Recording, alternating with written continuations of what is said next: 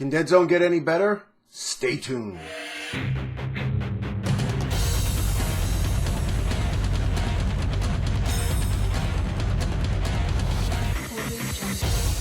Okay guys, so the Deadzone F.A.Q is out.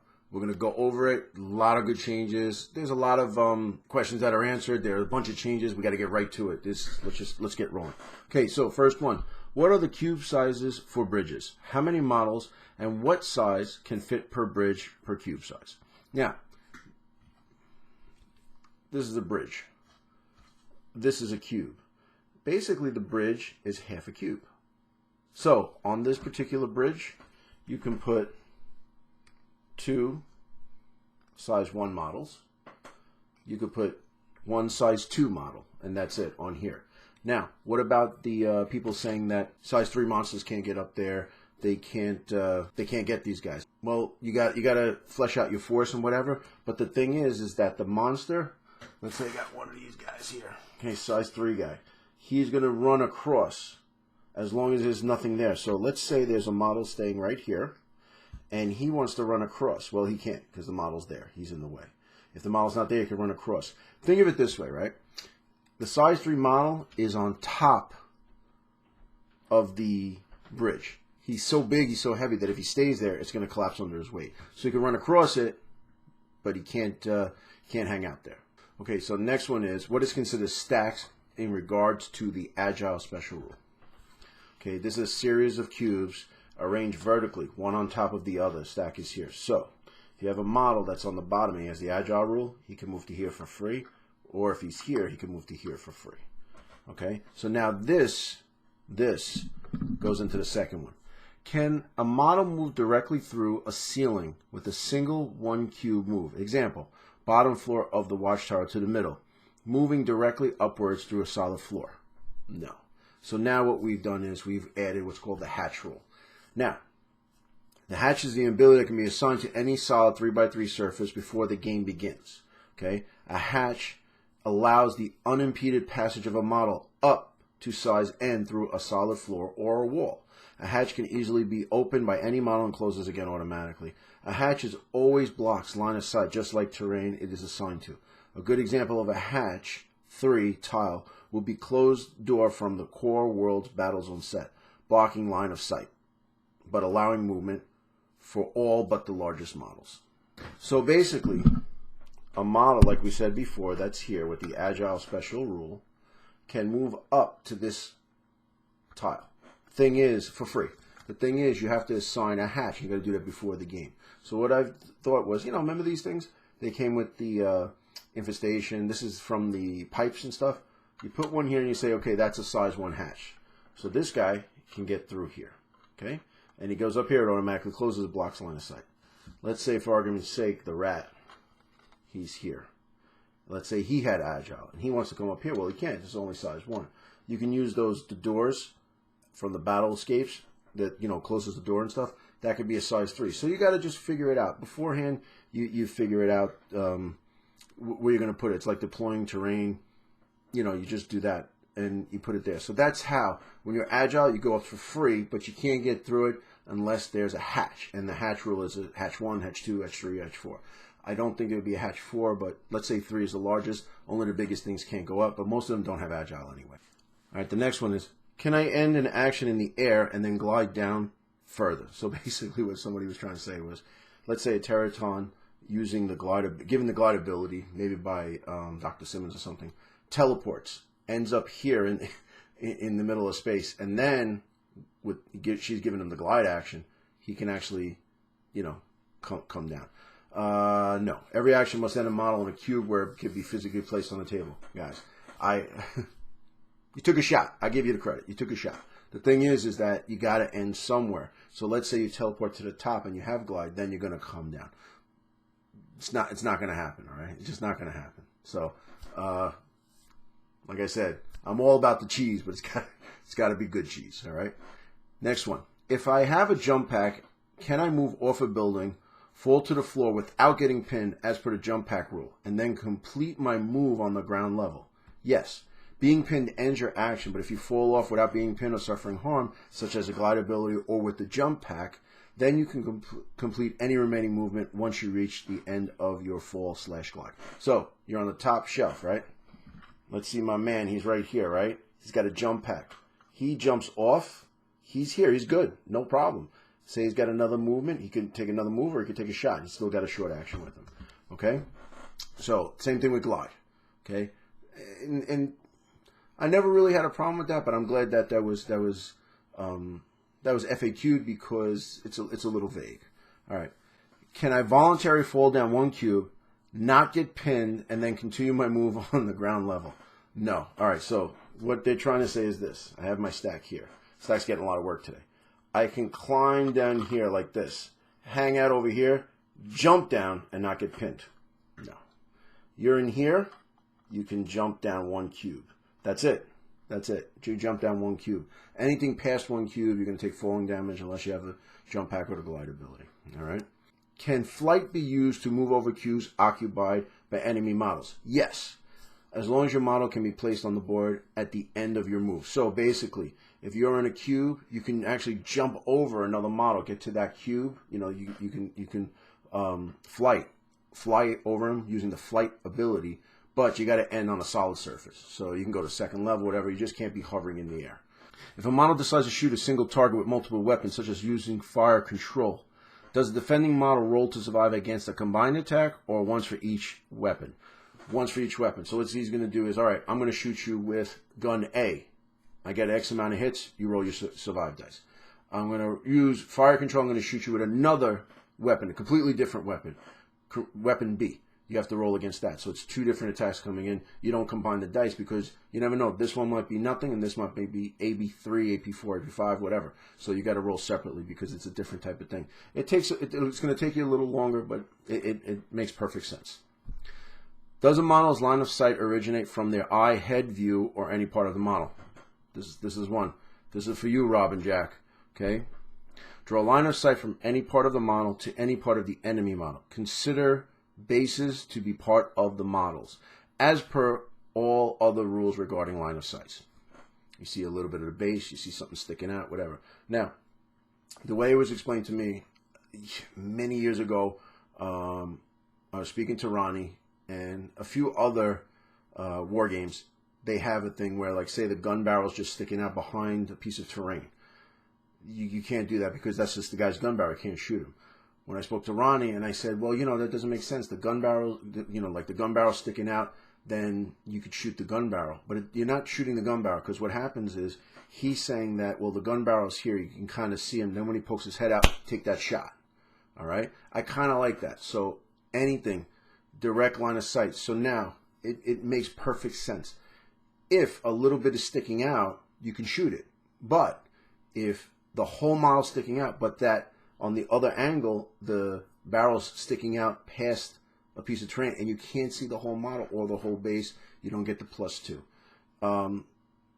I really like that because it makes you conscious. You want to get 2+ against me when you play me. You got to make sure you earn it because I'm going to try to hide. You got to be conscious of where you put your stuff. Okay, you got to be conscious of where you put your arm or where you put your leg, or even now you'd use the base. Now, I'm sorry, Rob and Jack, but as far as this is concerned, bases do matter. This one, I've been debating back and forth. And when we've been playing back and forth, we've been debating it. But now I'm glad it's been F.A.Q'd. Can I shoot a weapon with a slow reload more than once in a turn if I use a shoot command dice action? No. Here's why. When you shoot, let's say a plague mortar. You have a shooter and you have a loader. Okay. You take it's all set to go. It's loaded. You shoot it. Poof, goes off. Turn 1. You put a slow reload counter on it. Okay. Now you say, well, I want to use a command dice on it. But you can't shoot it because it has the slow reload counter. First thing you got to do is take that slow reload counter off. Then you can shoot the weapon. Now, the loader can take off the slow reload, but okay, he doesn't have the ability to shoot. So you can only do it once. So anything with a loader or a long action, slow reload, all that good stuff, you have to remove that token first before you use a command dice. So basically, you can only shoot it once per turn. I agree with it in the sense that those are so powerful, the indirect weapons, that they can go all over the place, and if you take a bunch of them, it might be overpowering. So when you have it, it's only once per round. Now, even worse, you kill the loader, you're doing it every other round because the shooter can actually take the reload off, but then it's got to come back with it. How does smoke affect line of sight? Okay, so this is a good one because if you've seen the last video and you got the Bierman F.A.Q, smoke is going to be a big thing between toxic smoke screens and just smoke in general, okay? That's going to help you utilize that in your Bierman. Firing into a cube, smoke blocks line of sight into and out of a cube and to any model in a cube behind the smoke which you cannot see otherwise see except by drawing line of sight through the smoke-filled cube. So you can't shoot at a guy in the cube or if he's standing directly behind the cube because it's just filled with smoke. You can't get a beat on him. Now, you can use weapons that target the cube to hit the models inside a smoke-filled cube, such as indirect, frag, or a grenade. Okay? So, if you have a grenade or whatever, just use that. So you say, I know something's in that cube. I think somebody's in there. I'm going to throw a grenade in, and I'm going to shoot a frag or, indirect weapon or whatever. You may not use it burns or blast a target cube that they require a model target. So, if you got to look into the cube, and you have to see a model, like say for instance, it burns. Now it burns sets the cube on fire, but you have to target one model to make it work. So it burns wouldn't work in this situation. Okay, firing out of a cube. You may fire out of a cube, a smoke-filled cube using indirect weapons requiring 2 successes to hit the target because you don't have line of sight because you're in the cube and you can't see out of it. So you're taking a shot. You're taking a wild shot. All right, or grenades. You may not fire a weapon out of the cube that requires to see your target. So let's say you want to shoot a HMG or you want to shoot something with it burns, whatever, anything that needs line of sight. Okay, so I'm going to read this to you, okay? Adjacent cubes. The -1 to shoot applies to all 26 cubes adjacent to the smoke-filled cube, on the same level and on the levels above it and below it if applicable. So, if you have this cube, the bottom cube right here, is your smoke screen, all the cubes around it, and then the second level, including the one on top, all the way around it, you get a -1. If it's in the middle cube, then it's this whole cube this way. This whole thing is filled. So this one, there's no line of sight. Shooting through the other one is a -1. You may still get a clear shot if you can see all of the model and the base, but would effectively have a +2 for clear shot, -1 for smoke. So basically, you're getting for going through an adjacent cube, you're going to get a +1, not a +2, a +1. If your firing weapon does not allow modifiers such as grenade, indirect, or burns, you do not suffer the -1. So that's important. So shooting a regular weapon through an adjacent smoke screen cube, you're getting +1 dice if you see the whole model. If you are firing a weapon that does not allow modifiers, you do not suffer the -1. So that's good to know. That's going to take a little while. This is one of those things like maybe you should keep in the rule book. All right, so the next one is, what size base does the dog drone go on? Well, it's very simple. Okay, very simple. It's either a 25 mil or a 40 mil. Personally, myself, he's a size 1, so he should go on the smaller base. Now, I know he sticks out and all that stuff, but what can you do? Like the Night Terror is a size 3, but he's on a 60 mil base, so whatever, in this, like I said, sorry, Rob. Well, Rob is right. Bases don't matter when it comes to that as far as Deadzone, but you got to kind of keep it within reason. So I would keep him on the small one just because he's a size 1. Size 2 may be different. Okay, what is the difference between an item and equipment? What are examples of both? Here we go. An item can be carried, dropped, or picked up. So basically in a crate, or you pick up the crate, whatever, okay, and you look inside. Oh, look, ammo. I take the ammo. Equipment is included in the model's profile and is fixed and does not use up the model's item slot. So let's look at it this way. Let's take an example of an Asterion. An Asterion has a energy shield of 3, and you want to give him another energy shield of 2. So they would stack, right? Energy shield of 3 and then an energy shield of 2. Now, it's technically taking 2 items, but if one is in their profile, the other one can be manned by him, and the energy shield bought from the item section of the Asterion list would be an item, making it possible to have 2 energy shields on a single model. So that's kind of a way to spam it out a little bit. All right. Can I use more than one ammo item in a shoot action with a model with scavenger who can carry more than one item? No, maximum one that can be used. Okay. Must an enforcer engineer be in the same cube as a sentry gun to place it? Yes, you got to be in there. You got to be in there to place it. It just makes sense. Does a sentry gun count as a friendly model for fight bonuses? No. Okay, it's kind of this little mouse droid like from Star Wars in it, and it doesn't really help you out. Can a sentry gun be activated when there is an enemy model in the same cube? No. If I choose to trigger boom end as a special action, is my model removed as killed? Yes, the model blows up. Okay. Can I spend more than one mantic splat at a time for the Asterian's Overseer's Wheels Within Wheels special ability? Yes. You can use the splats as much as you want. Some of the splats are that you can reduce armor, things like that. You know, you can steal this and that, so you can do it more than once per turn. These stack on top of each other, so you can take away more than one splat from your opponent. Okay, so the recon table and secret missions are too random. Now let's look at this. So basically, you're talking about tournaments. Now, let's say me and you are going to play, right? And I say, all right, we're going to use the recon table and secret missions. We agree on it. We could say, I like the recon table, but I want to use secret missions. Okay, no problem. We agree on it. Hey, listen, we're going to do a straight patrol mission, no recon table, and no secret missions. And you agree on it. Now, when you go to a tournament, the organizer, the TO, is the one who says yes, no, whatever. And then you got to deal with it. All right. So secret missions in particular can lead to an imbalance in the game, and as such are not recommended for tournament play. That's really up to the TO. We played at Adepticon. We've played them here. We run little tournaments here. It's really hasn't come into play. But the secret missions maybe need a little tweaking for that. I feel that the recon table is fine. How does glide work with knockback, blast, or indirect frag? If you're knockback off a building, may glide, but you must continue to glide in direction knockback or blast. So now let's say, for argument's sake, you're in this cube right here. You get shot here, it blows up, you get scattered this way.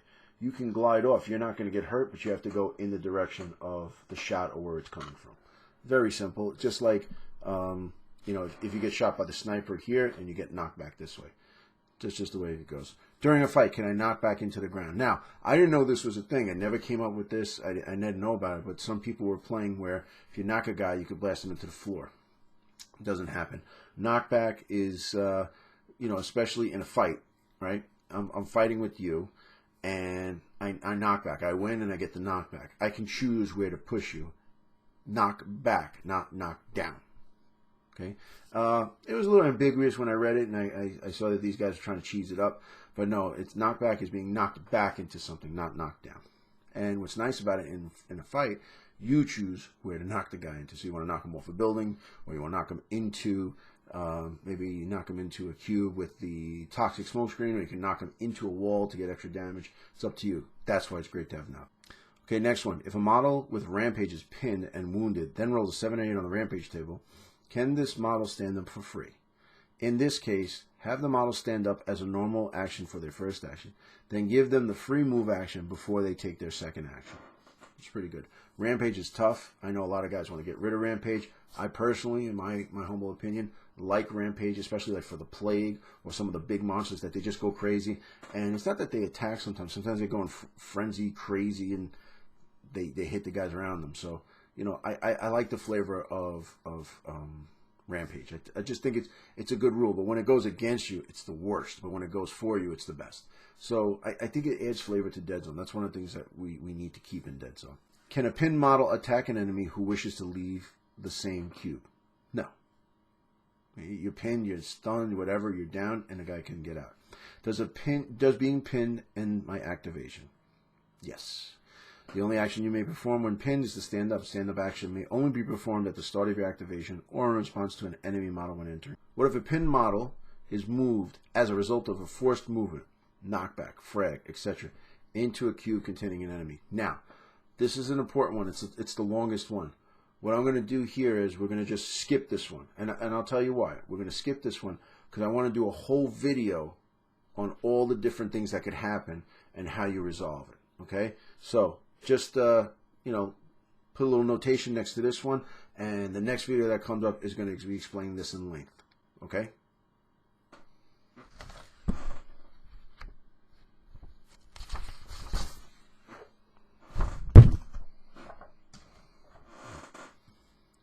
Okay, next one. What happens if a model is pinned in a cube with an enemy and the enemy model breaks away? Very simple. Your model will stand up as a free action but will only be able to roll for survive, as will the model breaking away, and therefore no fight will occur. So basically they stand up and they look at each other. Can I choose to activate a model in a cube with the enemy model but not perform any actions such as a fight or move action?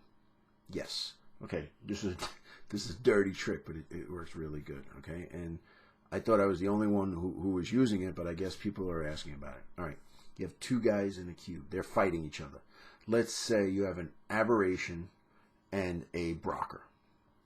They go back and forth, toe to toe, back and forth, back and forth. The brocker is still alive, and the aberration is still alive. So the aberration went first. You do all your other activation. You come to the brocker, and you say, okay, so now if I fight the aberration, you know, he's bigger than me. I'm injured. He's got all these different pluses and stuff. He fights on the three. Oh, forget it. I'm going to get killed. I'm going to activate my model and do nothing. And you just stand there, and he survives another round. So if you want to kill the brocker, you got to do it. Or maybe the reinforcements come in, you shoot him, whatever. So that's let's say it's a dirty tactic, but it's kind of cool because, you know, if you know you're going to die or something's going to happen, or you just want to deny him that objective for that one round, at least for that one round, you do it. So basically you say, I'm going to activate him and do nothing, because doing nothing is an active. Can I reposition my model within a cube after winning a fight? No. You must remain in the same position you were in at the start of the fight unless you perform a move action. So basically you kill the guy and you're stuck there. And that's the way it is, or you can use a move dice to move. Okay, so now we're going to move on to Infestation. Can Long Range Observer N7-117 use his On My Mark ability on pinned models? No. Pinned models unable to perform any action except stand up and therefore cannot shoot. There you go. In the Nexus Psi book. Okay, so now we're starting to get books and we're starting to have to errata some stuff. How does Recon Unit N32-19 Rope-a-Dope work? Okay. When an enemy model enters a cube with an unactivated model, the enemy model completes its move or sprint action. Then prior to the fight action, an unactivated model within the cube of Recon's unit strike team can move out of the cube as per page 16 of the Nexus Psi rulebook. If the enemy model has a short action remaining, they may take it now. Alright, so basically, a guy enters the cube, you are unactivated, you use the splat, and you can kind of move out of that cube. If the enemy model has a short action, he could take it then. So he could shoot you, or he could move into that cube, whatever, but you're kind of moving away. So the whole point of that is to try to move away somewhere where the model can't get you. Or maybe move somewhere where, let's say you do happen to die from that, he can get shot by someone else. Because if you get taken recon, you're going to take some path. In a campaign, the model picks up a permanent injury, it loses a level. Is this just for working out veteran level or for XP ability dice stat bonus or loss? Losing a veteran level does not remove the veteran dice. The new ability or stat upgrade that you have gained from initially entering that level. However, your veteran level will need to be adjusted and could influence underdog dice. So that's just letting you know what's going on with the campaign. Okay, in the campaign, if a model goes boom in a campaign game, does it get a roll on the injury table? Yes, a model removed due to boom during a game still counts as a casualty and therefore still rolls on the injury table on page 102-103 of the Deadzone 2.0 rulebook. Okay, so here's the exciting part. Okay, so now you got all that FAQ. Things are made clearer. Now we're getting to the part where we start to change stuff. Okay, we're changing some abilities. Here we go. New Teleport is now a long action that allows 3 cubes of unobstructed movement. A model using Teleport must end this teleport in a cube where it can physically be placed on the table, not in midair or inside an inaccessible cube surrounded by 6 solid walls. You may teleport out of a cube containing an enemy model, but this will be subject to the breakaway rule on page 17 of Deadzone Rulebook. So you still have to do a survive test to get out of the cube, but you could teleport 3. It's a long action. You could still do the same thing as before. You can use a move dice and teleport. You know, so it was like you would move 1, teleport 2, and then move dice 1. You could do the same thing now, but it's going 3. You can't shoot anymore with it. I like it. I think this was a really good change. Okay, knockback only results in moving a model into another cube if you cause potential damage. This was one of the things we had to kind of just address. The potential damage is you have one or more successes on a fighter shoot. Let's say, for argument's sake, I roll 3 dice and you roll 3 dice. I get 3 successes. You get 2 successes. I potentially damaged you, so a knockback is going to happen. The thing is that my three successes, you have armor 2. Let's say armor 2, and I have no AP. So that means you really have, potential damage 4 and negates the 3. You're out. But I potentially hit you. So basically, the guy blocks using his armor, but the knockback is so strong that it goes through, knocks him back. Now, he doesn't cause any damage, but if he hits the wall or falls off a building, he might get some damage. All right, here we go. This is exciting. Stage, for the army lists, Stage 3Zs, the zombies, add the beast ability to them. So now, they're not as good as they could do. They can't pick up stuff and whatever. Okay, here we go. This is really exciting. This is one I'm really stoked about. All Striders, Stun Bites, Iron Ancestors are no longer vehicles. So take vehicles out. Striders, Rebel, Enforcer, Plague, Stun Bite, Iron Ancestors, and Thor Parent Ancestors. Add Solid, Beast, and remove Vehicle. So now, Solid, they cannot be pinned, cannot be pushed back, and Beast, they can't pick up stuff, they can't manipulate stuff, but they can climb levels. They can go up and down levels. Makes sense. Walkers, they're just big walkers, like that Bad Mammoth Jammer from Avatar was going crazy, fighting, knife fighting and shooting and jumping and all that stuff. So that's where we're looking at it that way. Okay, reference to the Forge Faller Huskarl, Too Stubborn to Die on page 1 of F.A.Q 1.0, 2nd June 2016 should be changed to Steel Warrior Huskarl. Okay, that's just a little, that was a typo there. All right. So if you guys have been paying attention, you saw when I did before I was on the Rules Committee, I interviewed the Rules Committee about the first FAQ. And what we talked about, one of the things was, well, if you don't have enough room in your deployment zone, just move terrain or walk on later or stuff. And I said, listen, why don't you use Coach's Cube? So Coach's Cube was, you may expand the deployment zone by the minimum number of cubes to place your entire strike force on the board. Your opponent may also extend their deployment zone by the same number of cubes. Let's say, for argument's sake, I'm taking a Plague, okay, and I need 3 extra cubes. So I figure it out, and I say, look, I'm not going to be able to deploy my 4 cubes here. I'm going to need like 2 or 3 extra cubes. I need 3 extra cubes. Okay, opponent, you get 3 extra cubes, and we just kind of, he deploys his guys, his cubes out, I deploy my cubes out, and it's fair, but you do it before the game starts, because if he deploys first and then you deploy second, you say, oh, I need 3 more cubes, then you go out. And if you're playing Deadzone by now, you should know how to figure out where to put the things, how many sizes and how many cubes you're going to need, so beforehand you figure it out. You know that if you have 30 pips, or 30 sizes with 2 aberrations, a Teraton, a stage 1, and then a bunch of dogs and stuff, you're going to need extra cubes. Just tell your opponent. Makes it easier. Don't move terrain around. Don't get guys coming in later in the round. It just this is the easiest fix. All right, guys. So that is the whole FAQ. We're going to do the video about the pin models and all that stuff. So just stay tuned for that. But I feel that things have been smoothed out. We got some, abilities that were changed. The army list with the Striders and all that good stuff. Deployment zone. I think that Deadzone's moving into a really good direction. Now, it's an awesome game to begin with, but some things needed a little clarity and some things were a little clunky. And from version 1 to version 2, the clunkiness and we wanted to make it slicker, so therefore that's what we're kind of doing here. And I think we're achieving that. The Rules Committee is really working hard on this stuff. I know intimately because I'm part of the Rules Committee, and I know these guys, they work so hard, and we bounce, and there's a lot of ideas that go back and forth. I hope you liked what the new stuff is coming out. I'm so excited.